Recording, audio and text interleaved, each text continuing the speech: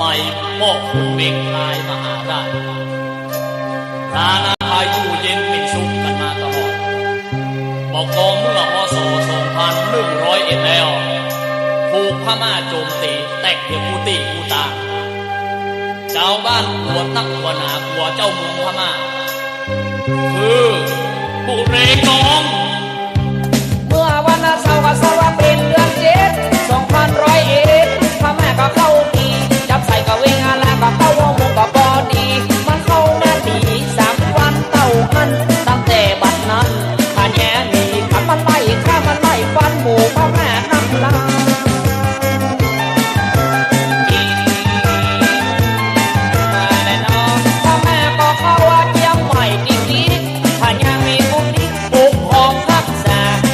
สมัยนั้นว่าตื่นบ่ม่วนแต่นาผูกวงป่าชาป้าก็เดือดร้อนกะซัดจื้อบุเรงน้องมามันเข้าปุ่มคลองมันยุ่งก็ถูกต้อง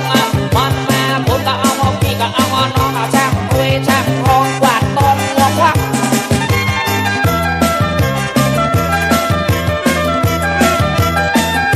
วันว่ากะข้างเจ้าพญาผู้นี้จนพอเสียจิตอกจิตใจนั้นถ้าแม่โรคภัยสนานวันไหวตัวจองกับตัวบ้านพญาตัวนี้เลยหนีไปอยู่เวียงจันทร์ปัจจัยว่าที่ค้านผ่านดูถ้าแม่มันต่ำแน่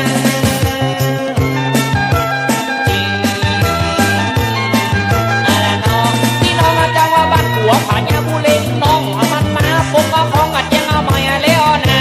มันจะไปตีอายุทยามันกับบ้านชาหัวห่างต่างบ้านหัวเมืองคนใดก็บอกไปมันอย่าบอลไปถึงต้องถึงบ้านถ้าแย่ผู้นี้หนีไปนอนทางหนีออกจอดบ้านไปอยู่เวียงทับเวียงละ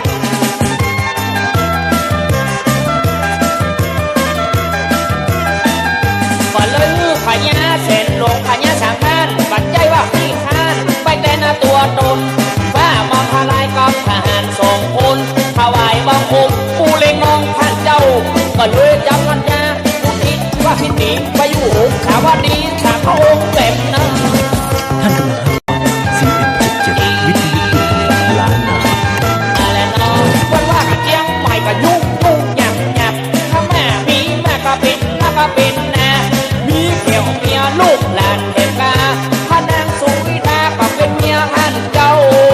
ซ้ำว่าเป็นลูกเป็นหลานพระบิดาของพญาติดเต้าผู้เลี้ยงน้องสิ้นพระชนแล้วเจ้าพระนรพามังมันมาแทนเนื้อลูก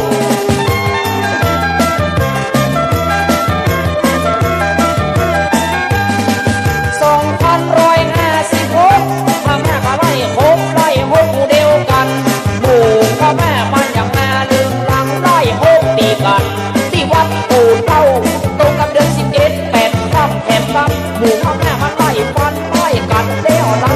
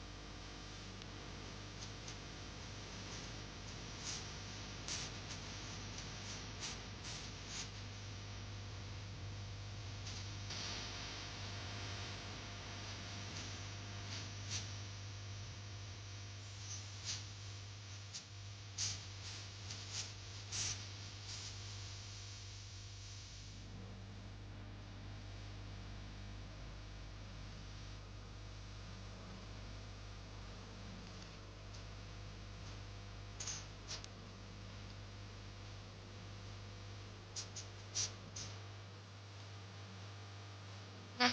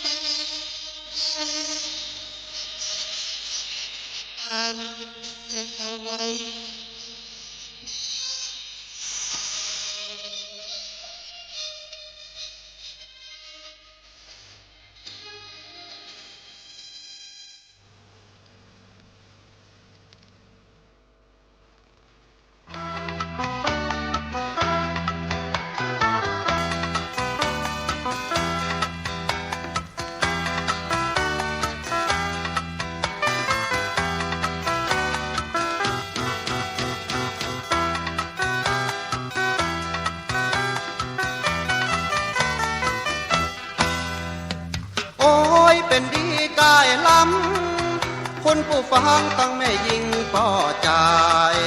เกิดพอดเตะบ้านเมืองสมัยนี้มันปนปีสับสนวุ่นวายอันตัวผมนี้จะขอบรรยายตัวผมนี้จะขอบรรยายเรื่องของคนทั่วไปในสมัยปัจจุบันบ้านเฮาประเดี๋ยวนักแกมันแสนจะแย่เพราะเศรษฐกิจตกต่ำเดือดร้อนกันวุ่นวายตั้งแต่เหนือจดใต้บ่จ้างจะปากสักกำบางคน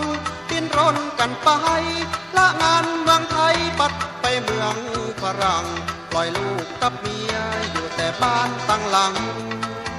ละเมียหือว่าเวตึงว่าเสียไอ้หนุ่มละคำเป็นจะอันก็จ้างมีโอ้ยเป็นดีกายล้ำเรื่องของมันสับสนปนปีสาวแก่แม่ไม้แม่ห้างตึงสาวเคินสาวค้างสาวน้อยสาวจีปากันปัดปั่นล่องไปหาเงินตั้งใจนึกว่าจะได้ดีห้องก็รวยปิกมาห้องได้กาน้องแอทำแบบนี้ก็แย่เพราะบ่น้องแอบ่มีโอ้ยเป็นดีกายล้ำเรื่องของมันสับสนปนปีเงินทองเป็นของนอกกายหาได้ใจไปสุดแรงสุดดีบางคนทำให้ไทยนาขายได้เงินมาประจุบเลี้ยงชีวีห้องกินเงินเดือนแต่งตัวจัดงามฉลึงวัดติตะกามเป็นจะอันก็จ้างมีโอ้ยเป็นดีกายล้ำเรื่องของมันสับสนปนปีเสียงเพลงที่ห้องมันมาใจที่ชินนินทาว่าคนนั้นคนนี้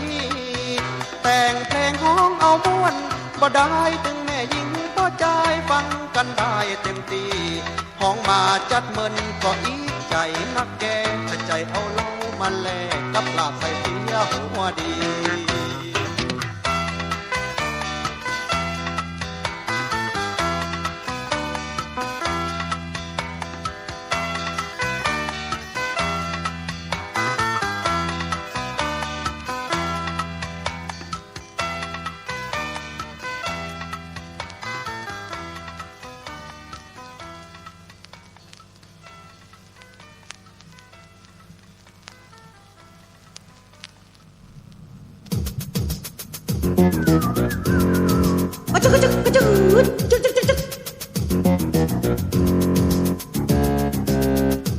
ยืมเตี่ยวยีนของไอ้อินมาใส่ยืมเสื้อใหม่ของไอ้ใจมาลองยืมสร้อยทองของไอ้ปองมาใส่ยืมเกือบใหม่ของไอ้ใบเอามายืมแว่นตาของไอ้มาเรแบนจะไปซักแฟนเต๊กจุยเข้าใส่เตรียมสอดใส่ตาประตูตาแปรตาส่องมองแลหาอีน้องคนงามหันนงรามไอ้ก็เอื้นเข้าใส่อีนายไปไหนไอ้ขอไปตวยอีน้องคนสวยได้ยินน้องว่าไปไหนก็ไป5 ชีค่ะพี่แม่เฮ้ย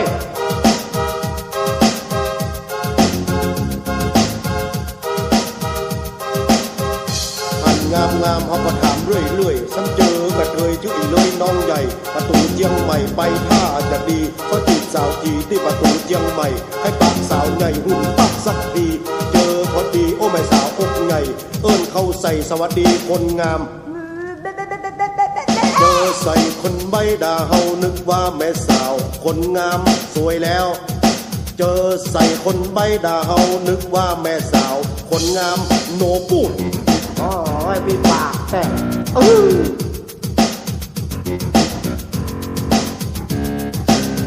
มาเจอคนสวยมันเลยสวยกันใหญ่จะไปตังใดคงบ่ไหวแล้วเฮาสตางค์บ่มีจะไปที่ไหนเล่าปิดบ้านเก่าเจออีเฮาเมียหาเมื่อมืดค่ำคงจะยืนรอด่าเมื่อคืนผ่านมาก็เอามือบ้างเฮาอยู่ไปวันมันแสนโศกเศร้ามาถึงร้านเหล้าแปะยอกสี่ตองเมาย้อมใจเฮาก็เตียวย่องมาถึงปากคลองได้ยินเสียงเมียหาลงเข้าห้องน้ำแอบเมียดีกว่าลบไปลบมาหาผะโลดทันทีเจอใส่ฟองน้ำสบู่ลายถีนห้าหกลมโนพูดเจอใส่องค์น้ำอย่างจังหัวห้าหกลมโนพูดกัก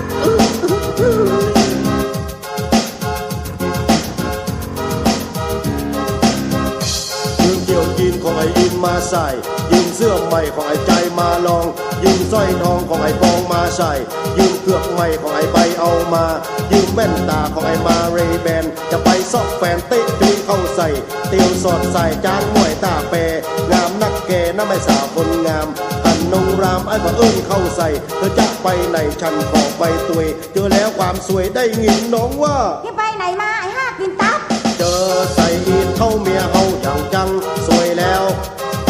เจอใส่อีทเท่านางมันไม่การมาเลี้ยว แป๊กหูแป๊กตาแล้วแป๊กอุ้ยกำนอกนี่ค่ะ ลาบเลี้ยวลาบเลี้ยวโอ้ยโอ้ยโอ้ย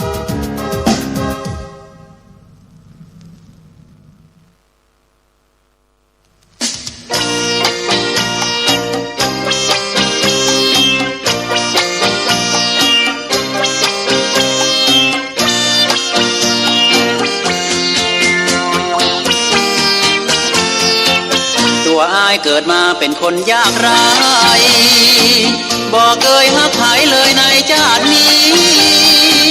คิดว่าจะฮักพี่น้องก็กลัวเจ้าของเปิ้นนี้พี่น้องสาวที่มีกูแล้วกาเขาว่าตัวอายเป็นคนซึ้งตึงมีสองสลึงปลายแหมสาวหาคือทอดเป็นดีไข้หุยกินยาหูตุยแต่ว่าเปิ้นบอกอายว่ามีวิตามินขอน้องช่วยเติมให้อายเต็มบาทเหมือนอยู่สลาดคู่กับแผ่นดินเหมือนน้ำพริกอ่องคู่พักกระถินก็เหมือนอยู่ผิดคู่กับตัวอายหากแม้นอีนายบอกเอื้อเอ็นดูอายจะตื่นแค่หมูของมันดินตายรูปหล่ออย่างอายมันเทียมเหมือนองค์กระเทียมบ่ได้ฮักเด้ออีนายอายคนบ่เต็มเต็ง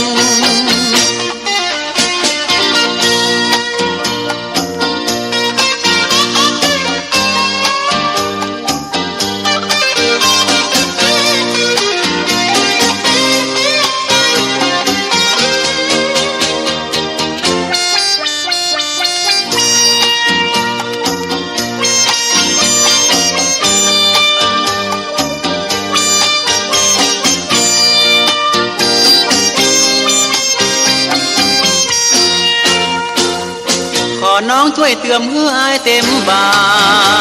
ทเหมือนอยู่สลาดคู่กับแผ่นดินเหมือนน้ำพริกอ่องคู่พักกระถิน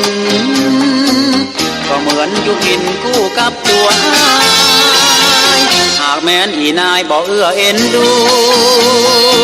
อายจะตื่นแค่หมูของมันดินตายรูปหล่ออย่างอายมันเทียมเหมือนองค์กระเทียมบ่ได้ฮักเด้ออีนายอายคนบ่เต็มเต็ง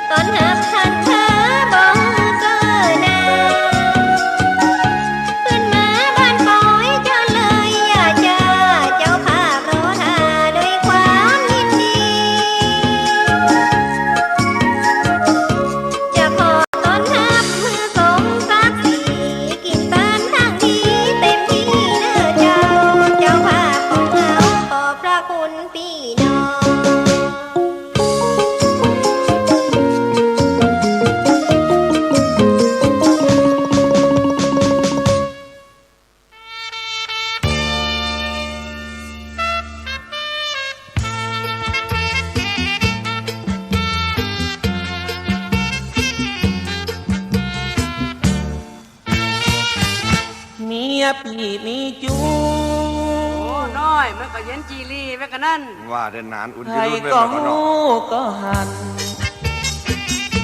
คนเขาเล่ากันเต็มจองเต็มบาน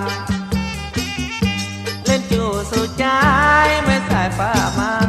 คนเขาเจ้าบ้านเล่าตึงมือตึงวันตัวปีบ่หูตาปีบ่หันแต่ใบมันทำมันห่อคนไปบ่กุมตีตัวไปมั่วสุมมีจู่เจอพี่น้องเมียปีมีจู น้อยก็นังจะฮู้ กำลังหู้นี่หนานคันแต่ พ เนาะ อได้หูก็มองน้ำตาใจน้องลงฟังย่อยนางเจ็บอกเจ็บใจเสียเจิงเสียท่าเหมือนเอาตีนย่ำหน้าของตัวคำใจมีอาการหาเงินเลี้ยงเจ้าเกือบตายแต่ใจของนายบ่ซื่อตรงต่ออายมากอยู่หลายใจ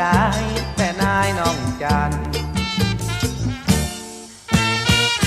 ไอ้กันหลงฮักก็คิดว่าดีแต่น้องน่ะมีใจอย่างวันทองผัวหนึ่งผัวเดียวก็ยังไม่พอมักกลายแต่หนอตัวนายอีน้องมักหลวงมักใหญ่แต่นายอีน้อง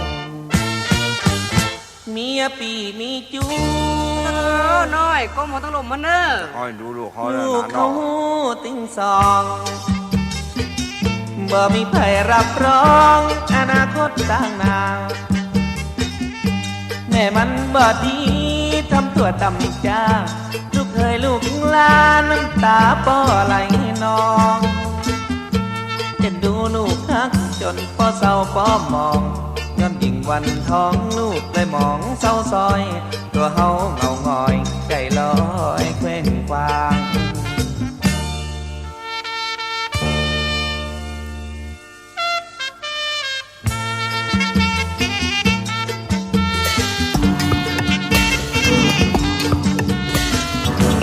ท่านกำลังรับฟัง CM77 วิทยุอินเทอร์เน็ตล้านนา ใจอย่างวันทองหัวหนึ่งหัวเดียวก็ยังไม่พอมักลายแต่หนอตัวนายอีน้องมักหลวงมักใหญ่แต่นายอีน้อง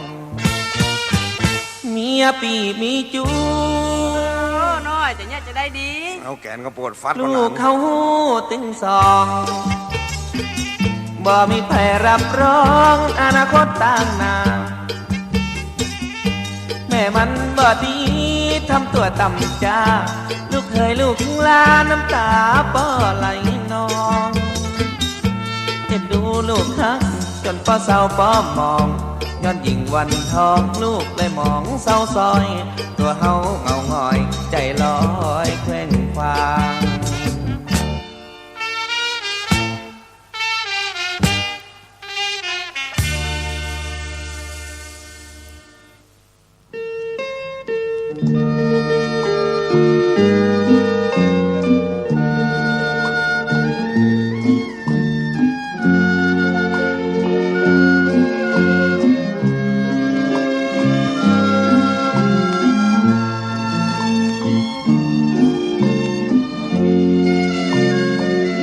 มองเห็นเชียงราย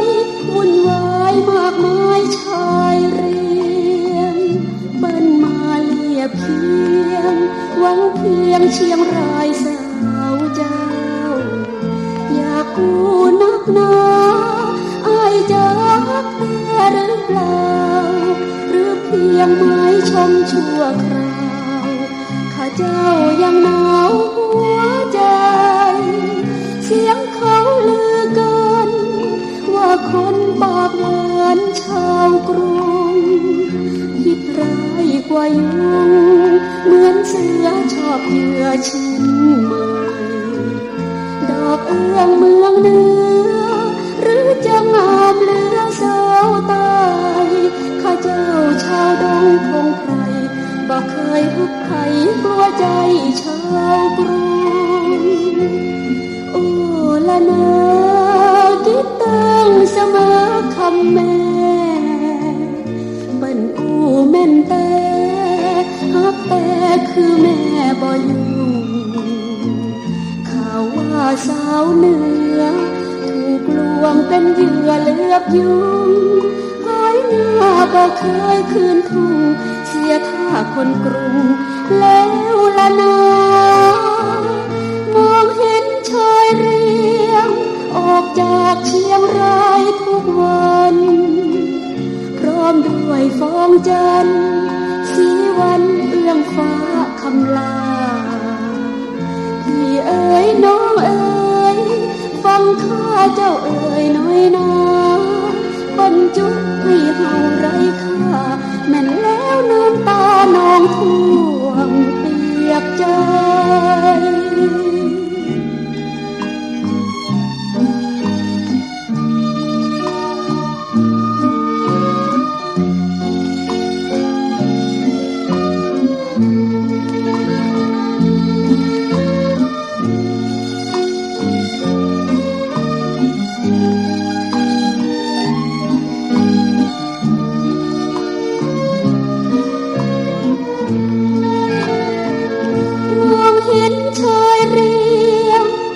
จากเชียงรายทุกวันพร้อมด้วยฟองจันทร์สีวันเอื้องฟ้าคำลาพี่เอ๋ยน้องเอ๋ยฟังข้าเจ้าเอ๋ยน้อยนาบรรจุให้เฮาไร้ค่าแม่นแล้วน้ำตาน้องท่วมเปียกใจ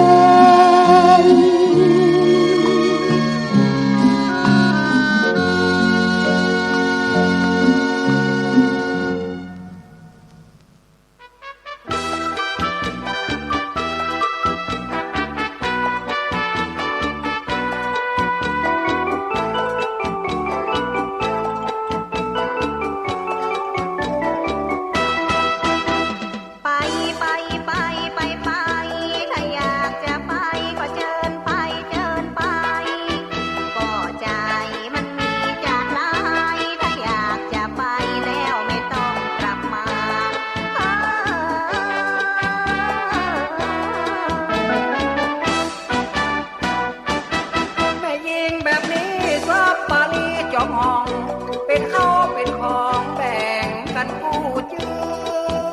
อจะแบ่งแผ่วสิ้นจะแบ่งแผ่วเสือสาดนอนหมอนเสือเฮาต้องแบ่งปันกันผัวเพมาได้เมียยักษ์แม่ยิงปากนักมันคิดกันถึงวันเป็นวันรถจักรยานเฮาแบ่งกันคนครึ่งเอาวงหน้าถ้าเอาวงหลังล้อมีนึ่งกันเฮาแบ่งกันคนเบิ้นถึงสวนรำใหญ่ลิ้นจี่แอปเปิ้ลอันนั้นเป็นเงินอ้ายซื้อมาปลูกนอนายกันตัวใครได้ยกส่วนเอาไปลิ้นจี่ลำใหญ่เอาปลูกไว้ที่เก่าสู่จะยกเอาแผ่นดินไปลิ้นจี่ลำใหญ่ปลูกจะได้กันเล่ากำหูอย่างอีกำใบกำเงาเช่นแก่เช่นเท่าบักเคยได้ยินใน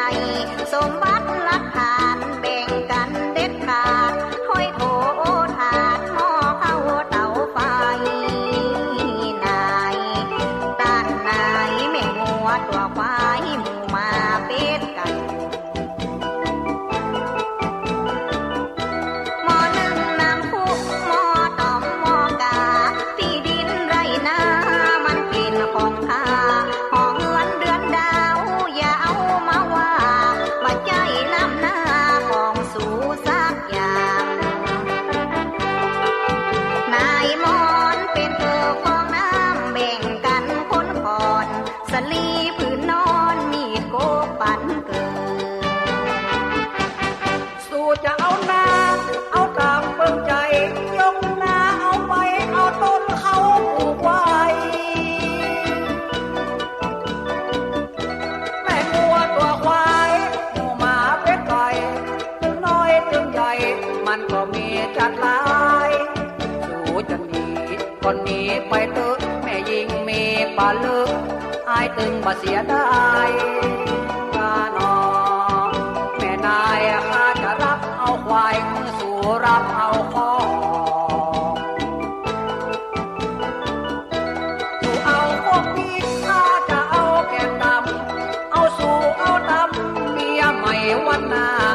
อนเสาเตาไฟ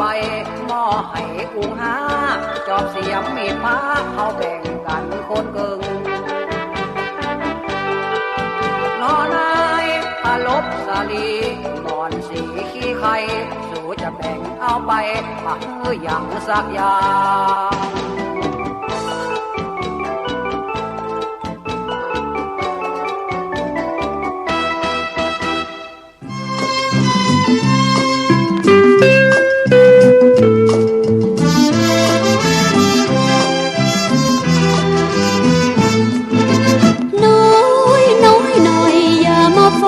สักโอยขี้จุก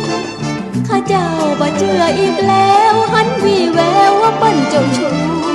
ปะไผก็บอกว่าฮักกลัวแต่นักกลัวใจจะรู้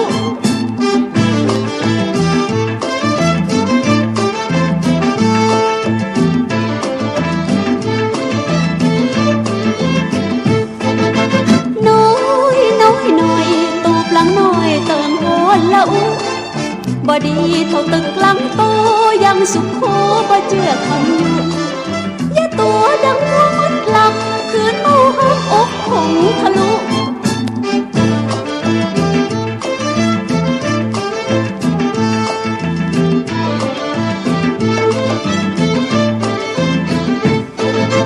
น้อยแหวนเพชรพลอยข้าน้อยบ่ฮู้ตำแหน่งคุณนายบ้านไหนรถเก๋งคันใหญ่ยกให้แม่หนูกี่ห้อยกี่คนแล้วนะอย่าเลยอายเจอบ่ต้องมาจุ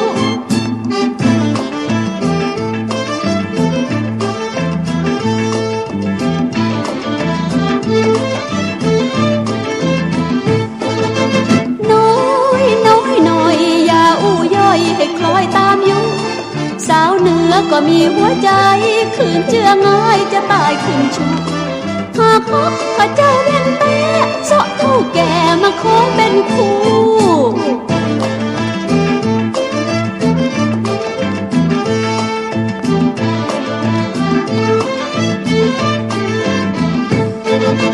น้อยแหวนเพชรพลอยข้าน้อยบ่ฮู้ตำแหน่งคุณนายบ้านไหนรถเก๋งคันใหญ่ยกให้แม่หนูกี่ห้อยกี่คนแล้วนะอย่าเลยอายเจอบ่ต้องมาจุ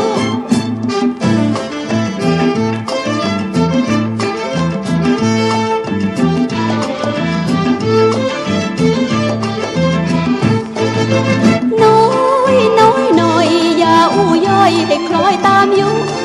สาวเหนือก็มีหัวใจขืนเชื่อง่ายจะตายขึ้นชุก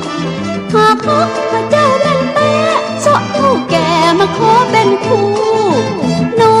ย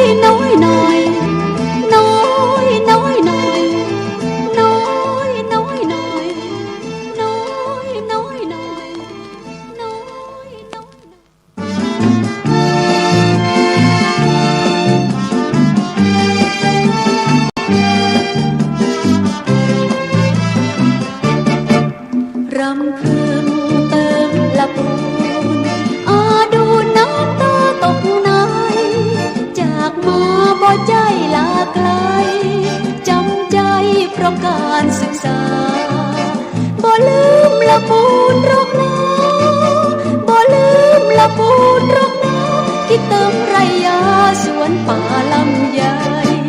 ป่อเอ้ยแม่เอ้ยฟังคำข้าน้อยบ่ทำขายหน้าข้าเจ้าจะคว้าปริญญาปิดมาอวดให้ชื่นใจบ่ลืมสัญญาให้ไว้บ่ลืมสัญญาให้ไว้เพราะขาดคุณชัยเป็นพยานลูกหลานเจ้าจากทีวีต้องยิงศักดิ์ศรีไว้ตัวบ่ยอมให้ไผคิดชั่วหักตัวถนอมให้นานหากหักต้องหมู่เดียวกันหากหักต้องหมู่เดียวกันสาบานละปูนบ่ลืมฝากใจไปกับสายลมวอนลมกระซิบคุ้นคอยบอกเปิ้นว่าอย่าใจลอยเอื้องดอยหักเดียวบ่ลืม ละปูนบ่ลืมบ่ลืมละปูนบ่ลืมบ่ลืมฮักเดียวบ่ลืม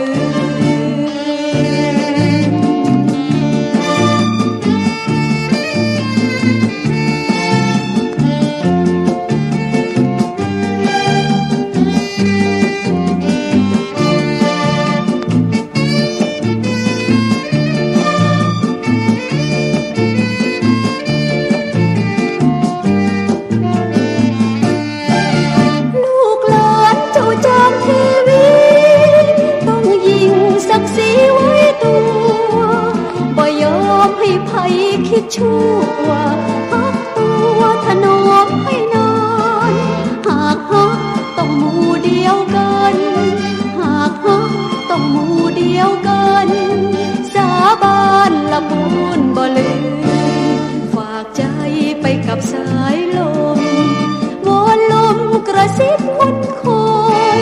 บอกเปิ้นว่าอย่าใจลอยเอื้องโดยหักเดียวบ่ลืมบ่ลืมละปูนบ่ลืมบ่ลืมละปูนบ่ลืมบ่ลืมฮักเดียวบ่ลืม